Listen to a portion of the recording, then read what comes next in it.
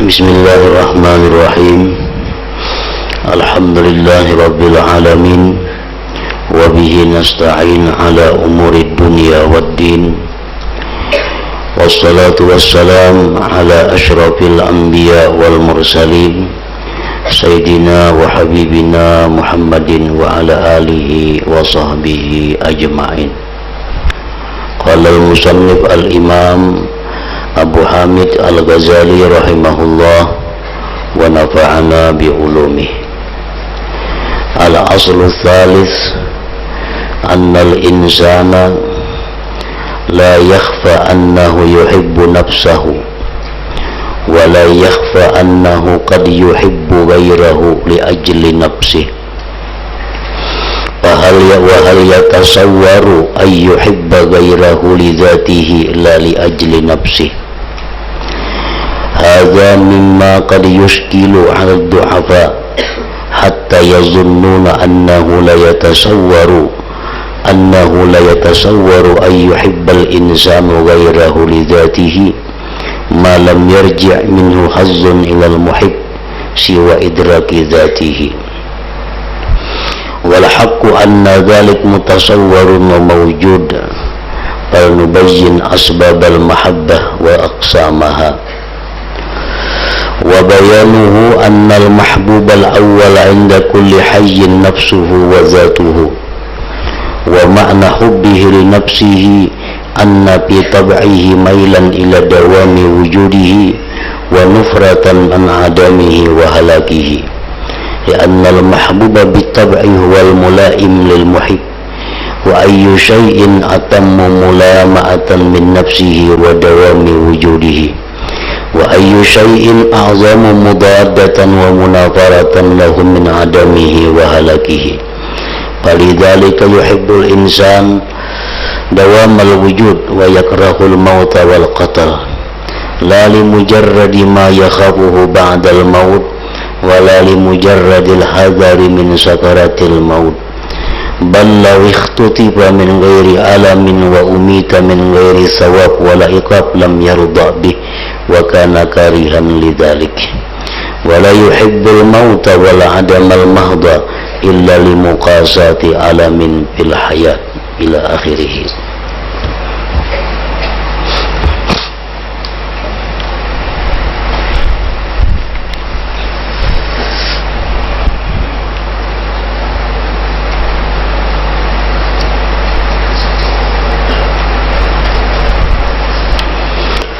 Makna daripada kalamul Imam Al-Ghazali rahimahullah wa nafa'ana bi ulumih. Asal yang ketiga daripada hakikat mahabbah, pokok yang ketiga daripada hakikat cinta,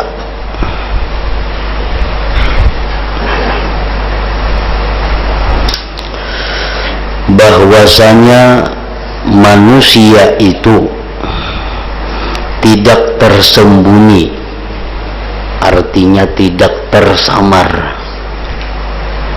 Maksudnya adalah jelas, bahwasanya manusia itu jelas bahwa dia mencintai dirinya sendiri. Itu sudah kada ragu-ragu lagi, sudah kada samar tersembunyi lagi, bahwa kita ini mencintai diri kita sendiri.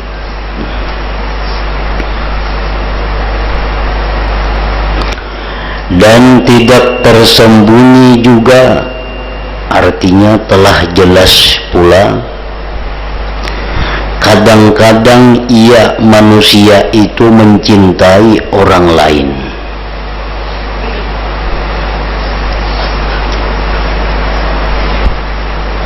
Bahwa kita ini kadang-kadang bisa mencintai orang lain karena demi dirinya sendiri. Jadi manusia itu mencintai dirinya sendiri kalaupun ada manusia itu mencintai orang lain,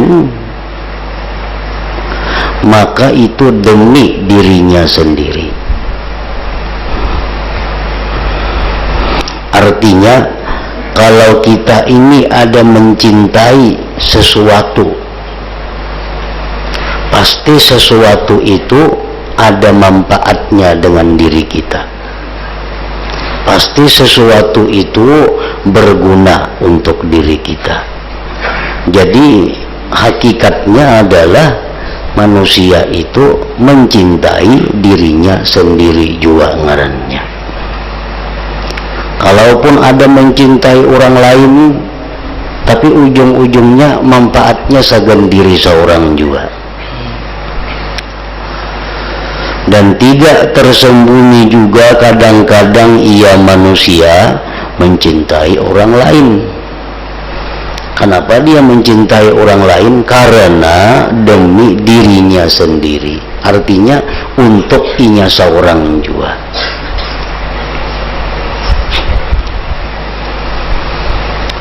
Contohnya, kalau kita mencintai diri kita, itu sudah mengerti, kita paham.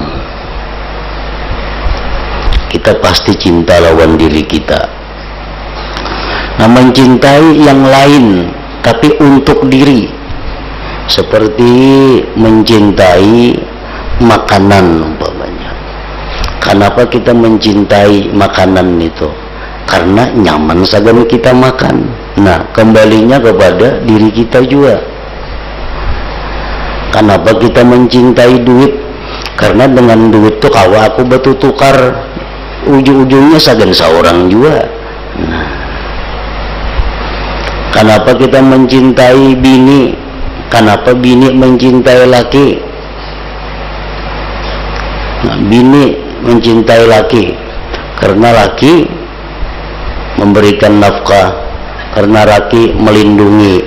Ujung-ujungnya ya sagan diri seorang juga. Nah, si laki mencintai bini karena bini nyaman, ada bini, ada yang memasak akan, ada yang menapasakan baju, ada yang menggani.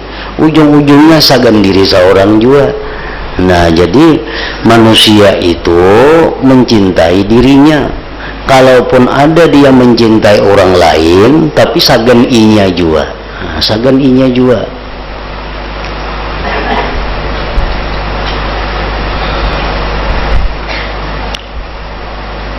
Kenapa kita mencintai kendaraan, mencintai sayang lawan sepeda motor?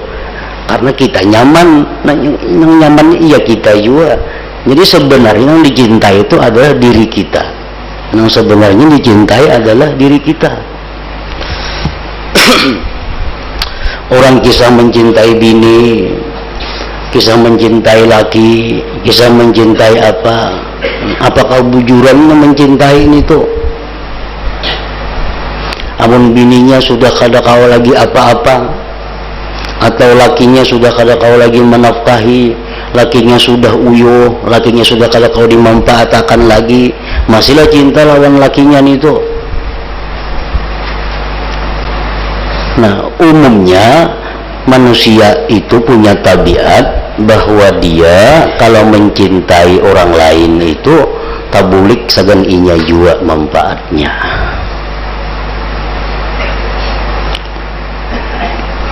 Itu yang dimaksud dengan dan tidak tersembunyi juga kadang-kadang ia mencintai orang lain, tapi karena demi dirinya sendiri.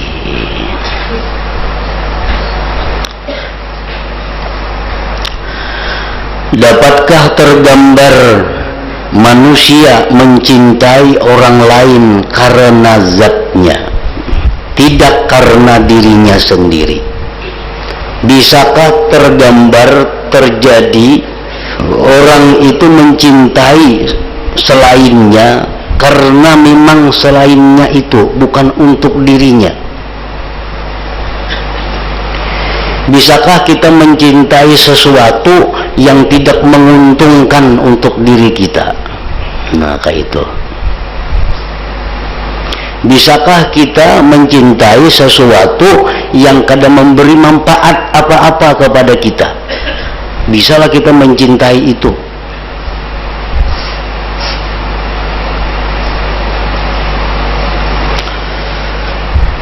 Ini termasuk sesuatu yang sulit dijawab. Sulit atas orang-orang yang lemah akalnya, yang lemah daya tangkapnya.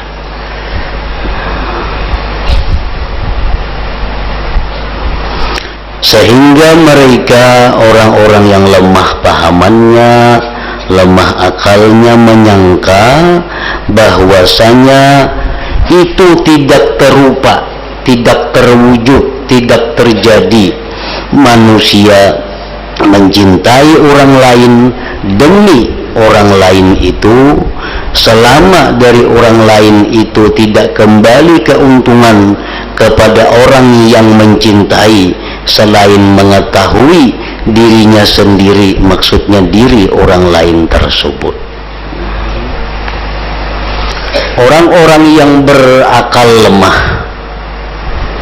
berpahaman sempit, inya berpendapat bahwa manusia itu kada terupa, kada terjadi mencintai sesuatu yang kada menguntungkan lawan dirinya.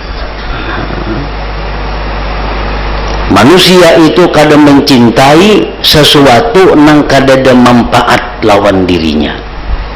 Ini pemahaman orang-orang yang lemah akalnya.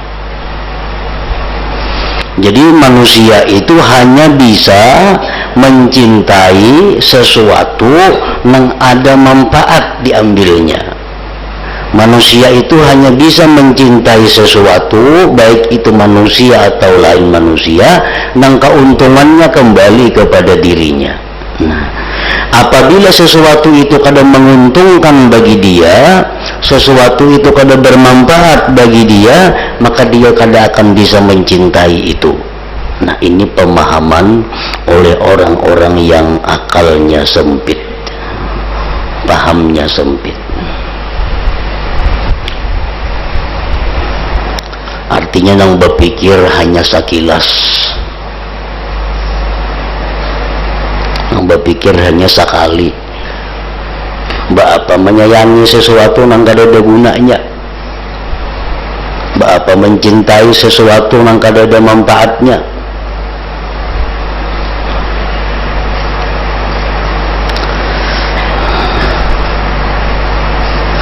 Yang benar, yang bujur, bahwa yang demikian itu terupa dan terwujud. Nah, itu yang bujur. Kalau kita berpaham dengan sebenar-benar pemahaman kita, kita berakal yang baik, maka itu terupa, terwujud, terjadi, bahwa manusia itu bisa mencintai sesuatu yang kadang menguntungkan untuk dirinya. Manusia itu bisa mencintai sesuatu yang kadang memberi manfaat lawan inya. Ini kisah manfaat duniawi dulu. Lain masalah pahala itu jangan dipikirkan, ini masalah duniawi. Bisa terjadi bahwa kita mencintai sesuatu yang kadang menguntungkan lawan kita. Itu bisa terjadi. Nah, ini pendapat yang benar, pendapat orang yang berpaham luas. Maka hendaklah kita terangkan, ujar Imam Ghazali, akan sebab-sebab cinta dan pembagian-pembagiannya. Ini Imam Ghazali mengupas per kalimat, karena yang kita cari, yang kita tuntut itu adalah mahabbatullah. Artinya apa? Cinta Allah. Tentu dibahas dulu apa pengertian cinta, nah, supaya kita paham apa yang dimaksud dengan cinta itu yang sebenarnya. Nah, jadi sini membahas, sebelum membahas mencintai Allah, sini membahas dahulu cinta itu macam apa, Allah itu macam apa kaina, sehingga terjadi mahabbatullah, cinta kepada Allah. mun orang kada paham tentang cinta kayak apa hendak mencintai Allah. Nah, jadi pahami dahulu arti cinta itu.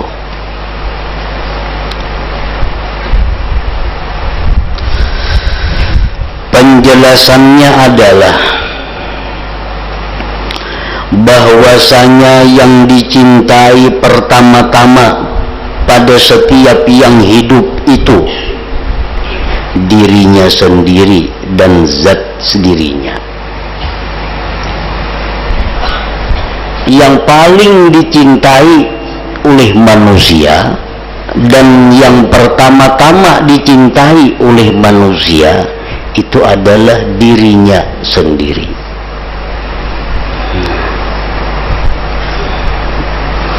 Ini bicara tentang tabiat, bicara tentang tabiat manusia. Tabiat manusia itu adalah pertama-tama mencintai dirinya sendiri.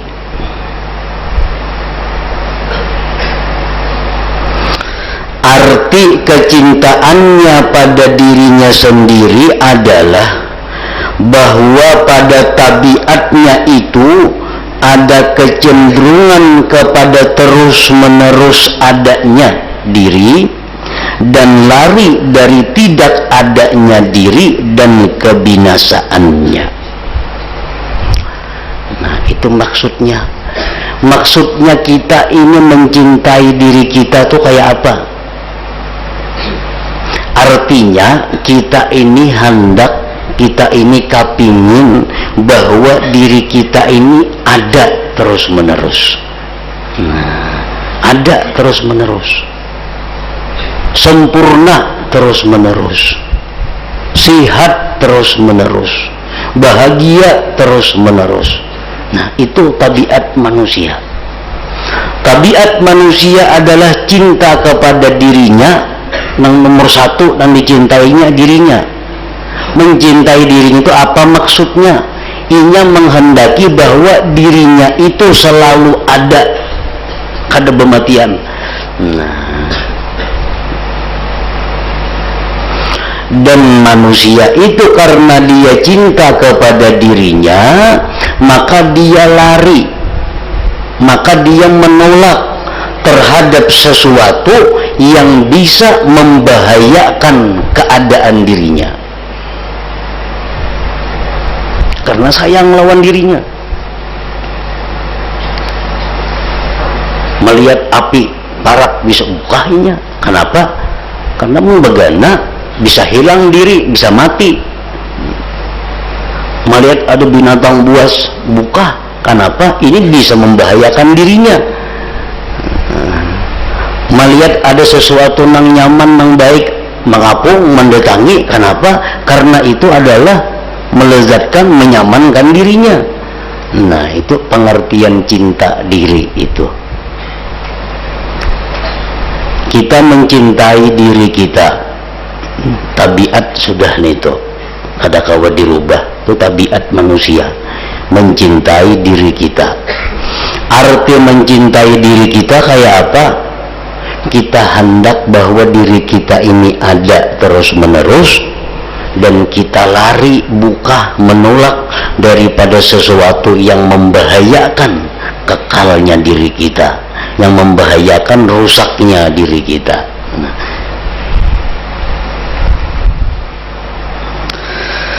Karena yang dicintai dengan watak tabiat itu adalah yang mencucuki bagi yang mencintai.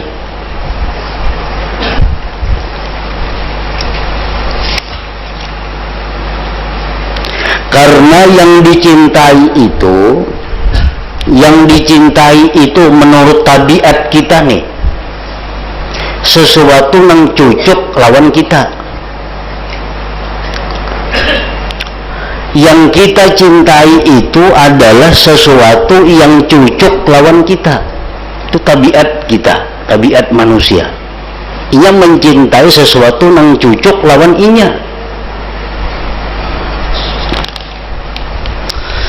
sesuatu manakah yang lebih sempurna kecucukannya daripada dirinya sendiri. Nang paling cucuk lawan kita, nang paling akur lawan kita, iya diri kita. Kita hendak menggincui diri kita, gincui, ada menolaknya digincui. Hendak dipupuri diri kita, adalah menolaknya dipupuri, kada menolak. Hendak diminyaki rambutnya, adalah menolak, kada ada. Jadi diri kita ini menurut lawan kita, lalu kita cintai. Amun orang lain kita minyaki, bisa kada mau. Orang lain kita sabuni, bisa kada mau. Orang lain ini bisa kada mau. Nah, makanya orang yang paling cocok lawan kita itu adalah diri kita sendiri. Oleh karena itu kita sangat cinta lawan diri kita ini. Nah,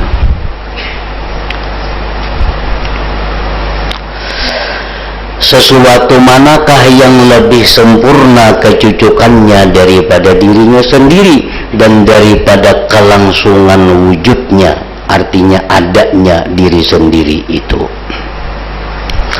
Dan sesuatu manakah yang lebih besar perlawanan dan larinya daripada tidak adanya dan kebinasaannya. Sesuatu yang pertama kita selamatkan tentu diri kita. Tentu diri kita. Umpamanya kita ini mahambin barang, nah, barang sil hibak di awak nih, duit, dihambin duit, imbah itu dikapung oleh perampok, berpuluh-puluh perampoknya mengapung nak membunuh kita. Amun rangsil pun ini kada kulapas, aku kada kawal laju buka. Manusia pada tabiatnya pasti melapas lawan rangsil yang berisi duit itu supaya kawal laju buka demi selamat dirinya. Kenapa? Karena manusia itu lebih sayang kepada dirinya daripada hartanya. Api umpamanya, nah, antara dua, bila kada sepeda motorku dimakan api, diriku dimakan api, mana akunnya? Manusia yang punya tabiat normal hakun mengorbankan sepeda motor dimakan api, asal seorang jangan kena api. Itu manusia normal, manusia yang punya tabiat selamat. Ia wani mengorbankan apa aja asal dirinya selamat. Nah, itu contoh bahwa kecintaan kita kepada diri kita.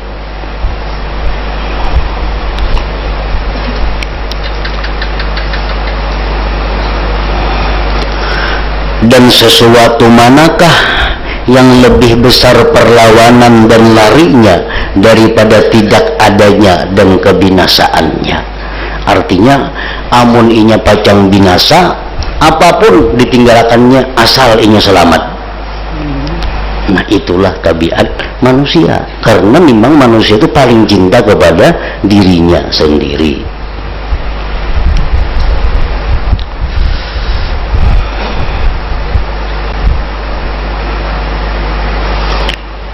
Didatangi perampok umpamanya, di perampok, sini jam tangan ikam, sini utas ikam, belikan kada mau unjuk, kutatak tangan.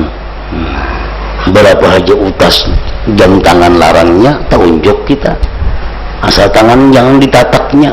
Kenapa? Karena tangan ini adalah diri kita, tentu lebih kita cintai daripada harta benda itu. Nah, itu tabiat manusia.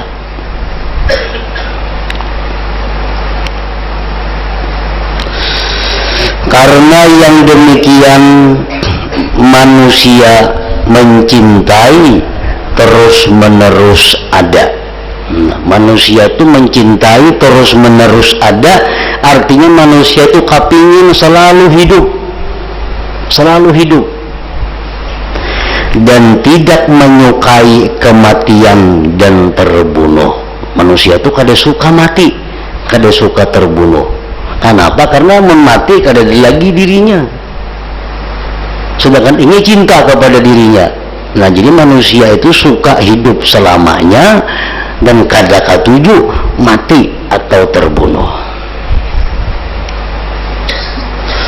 Kenapa manusia itu kada katuju mati? Tidak semata-mata karena apa yang ditakuti setelah mati, bukan itu. Tidak semata-mata karena apa yang ditakuti setelah mati. Kenapa kita kada hakun mati? Takutan lawan neraka. Itu kada itu alasannya sebenarnya. Dan tidak karena semata-mata takut dari sakaratul maut. Bahkan jikalau ia disambar dengan tanpa kesakitan dan dimatikan dengan tidak diberi pahala dan tidak disiksa, niscaya ia manusia tidak riba dengan yang demikian. Kemakun lah mati, sok surga kada, sok neraka kada hakun juga. Kenapa? Karena sayang lawan dirinya. Dan ia tidak menyukai bagi yang demikian. Dan ia tidak menyukai kematian dan ketidakadaan, melainkan karena menyandang kepedihan sakit dalam hidup. Nah, kecuali orang nang sakit menyandang dalam hidup, orang nang kada tahan menanggung penderitaan hidup, nah itu nang bisa mau mati. Aku baik mati mun ini kebanyakan musibah, kebanyakan macam-macam, aku hakun mati. Nah, kecuali orang macam itu nang hakun mati, nang sudah kada kasandangan lagi penderitaannya. Dan bila mana ia dicoba dengan bala, maka yang dicintainya adalah hilangnya bala tersebut. Kalau orang itu diberi Tuhan bala bencana, yang dicintainya adalah hilangnya bala itu. Yang dikapingininya adalah hilangnya bala itu. Maka apabila ia mencintai tidak ada, niscaya ia tidak mencintainya karena ia tidak ada. Bahkan padanya itu hilangnya bala. Amun orang tuh karena bala lalu inya hendak mati, inya bukan mencintai mati sebenarnya, tapi karena kada tahan menyandang bala itu.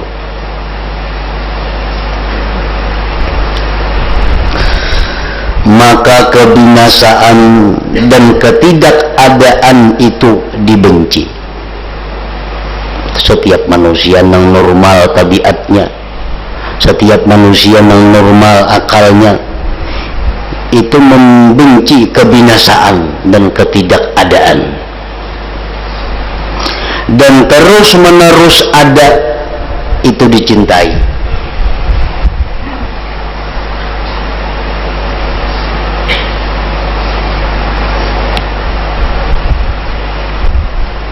Dan terus menerus ada itu dicintai, diingini oleh manusia.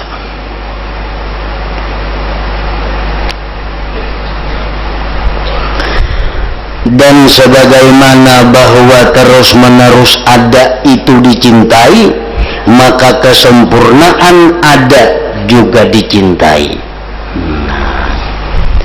Hidup itu dicintai oleh manusia, maka kesempurnaan hidup pun dicintai juga oleh manusia.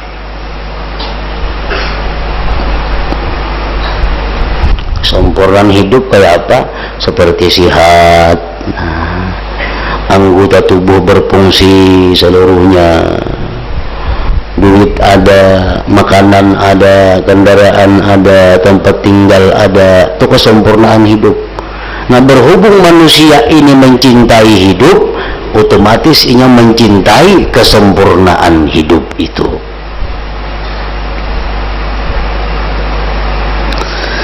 Karena kekurangan itu menghilangkan bagi kesempurnaan.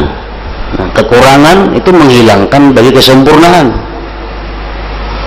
Dan kekurangan itu adalah ketiadaan dengan disandarkan kepada kadar yang hilang. dan itu kebinasaan yang dibandingkan kepadanya.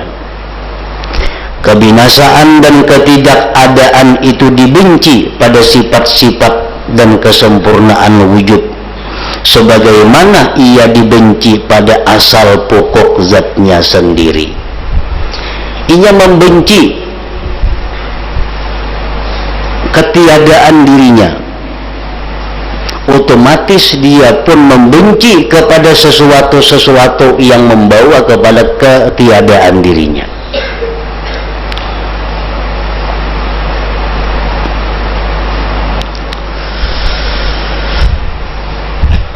Adanya sifat-sifat kesempurnaan itu dicintai. Adanya sifat-sifat kesempurnaan itu dicintai. Sihat dicintai, duit dicintai, kendaraan dicintai. Sebagaimana terus-menerus, sebagaimana hidup pokok ada itu dicintai. Ini adalah naluri pada tabiat-tabiat manusia dengan hukum sunnatullah. Ini sudah sunnatullah, sudah ketetapan Allah demikian, bahwa manusia itu pertama-tama dia adalah mencintai dirinya sendiri. Arti mencintai diri sendiri adalah ingin selalu ada, ingin selalu hidup. Dan manusia itu pada tabiatnya kada ketuju lawan kematian, ketidakadaan.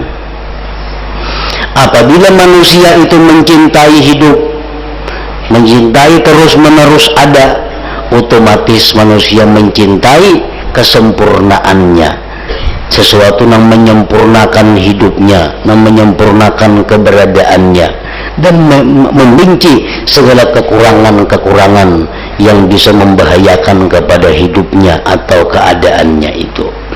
Nah, itu sudah tabiat manusia yang ditetapkan oleh Allah Ta'ala. Walan tajida li sunnatillahi tabdila, artinya dan engkau tidak akan mendapatkan perubahan pada sunnatullah. Sunnatullah itu kada kawa dirubah lagi dah.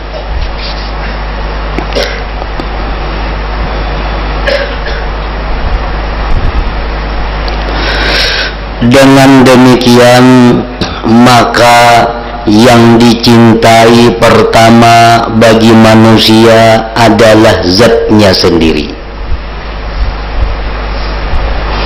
Kemudian keselamatan anggota tubuhnya yang dicintai. Kemudian keselamatan hartanya, anaknya, keluarganya, dan teman-temannya. Maka anggota-anggota tubuh itu dicintai dan keselamatannya itu dicari, karena kesempurnaan wujud, kesempurnaan hidup, kesempurnaan ada dan berkekalannya hidup atau ada itu tergantung kepadanya.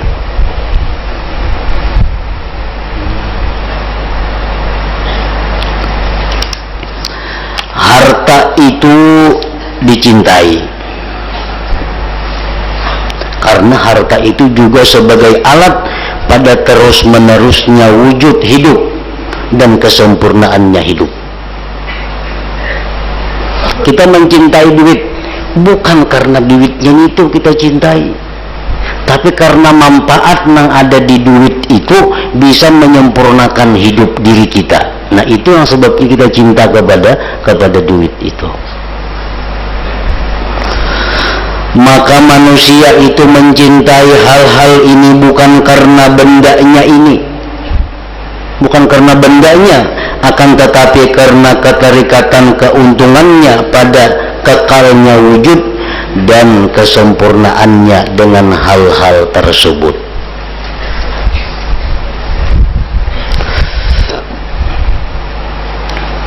Sehingga manusia itu mencintai anaknya, sekalipun ia tidak memperoleh keuntungan daripadanya, Bahkan ia menanggung kepayahan karena demi anak itu. Anak ini nah, untungnya kadada, payahnya banyak, tapi tetap cinta kepada anak. Kenapa sebabnya? Karena anak itu akan menggantikannya dalam wujudnya sesudah tiadanya. Karena anak ini pengganti kita. Maka pada kekekalan keturunannya itu ada semacam kekekalan baginya. Maka karena berlebih-lebihan kecintaannya untuk kekekalan dirinya, ia mencintai kekalnya orang yang menduduki kedudukannya, seolah-olah ia adalah sebagian daripadanya.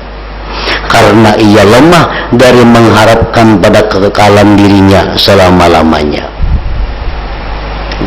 Manusia ini manakala sadar bahwa inya kada akan hidup selama-lamanya, dan ia tahu bahwa anak ini akan menggantikannya, lalu dia cinta kepada anak itu.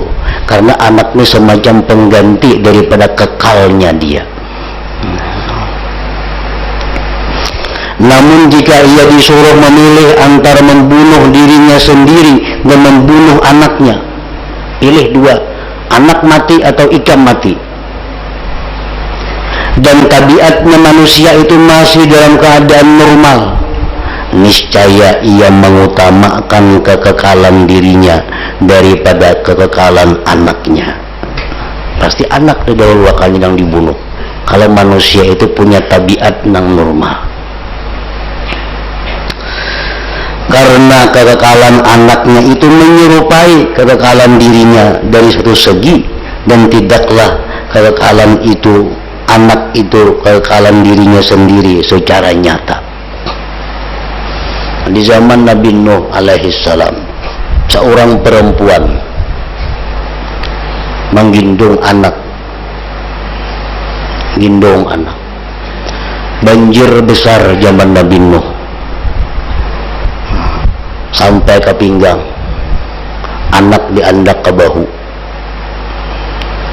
banyu sampai ke bahu, anak andak ke kepala, banyu sampai di kepala, anak andak di batis, berjajak di anak. Nah ini manusia itu lebih mencintai dirinya daripada orang lain, walaupun orang lain itu adalah anaknya.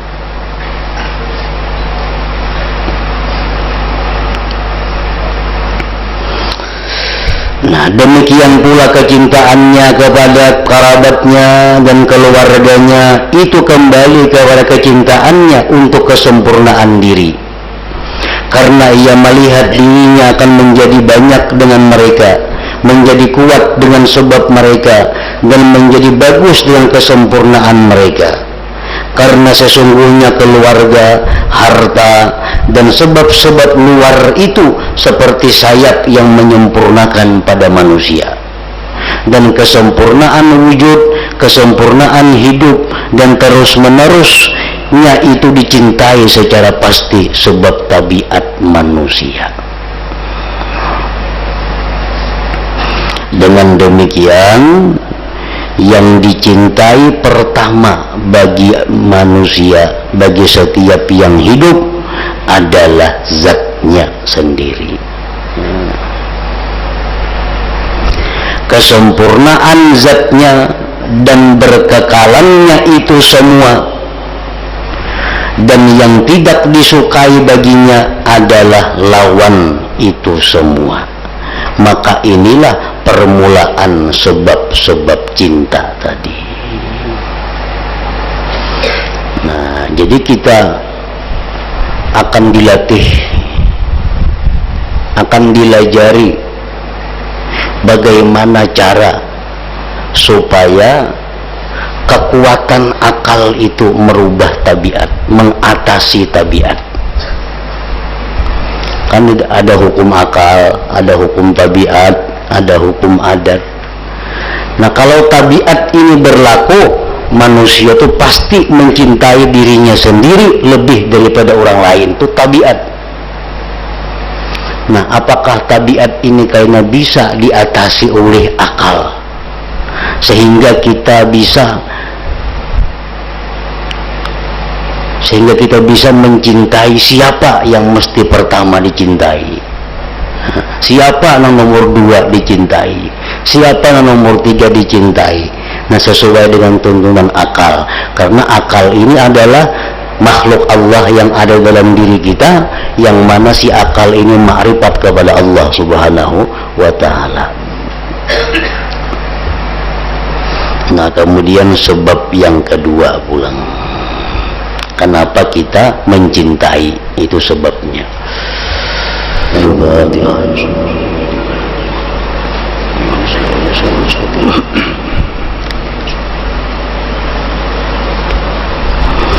فيا أرجو منه شفاعة صلوا عليه سلموا تسليما.